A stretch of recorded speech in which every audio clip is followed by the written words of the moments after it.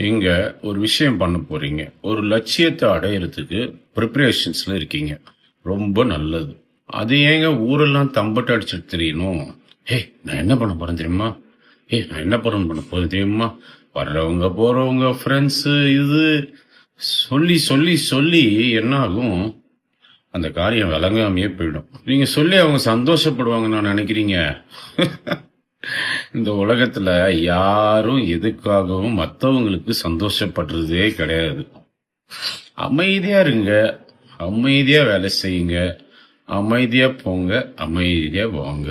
நீங்க வேலை செய்யறது யாருக்குமே தெரியக்கூடாது. உங்க வீட்ல இருக்கிறவங்களுக்கு கூட தெரியக்கூடாது. அதே மாதிரி இன்னொரு விஷயம், எதுக்காகவும் யாருக்கிட்டயும் போய் உதவி கேட்டுறாதீங்க. நீங்க சின்ன உதவி கேட்கலாம்.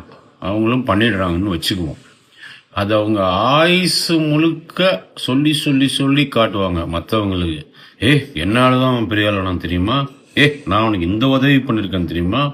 அவன் என்ன பண்ணியிருக்கான் தெரியுமா? ஒன்றரை அண்ணா உதவி பண்ணிட்டு 1000 கோடிக்கு பேசுவாங்க.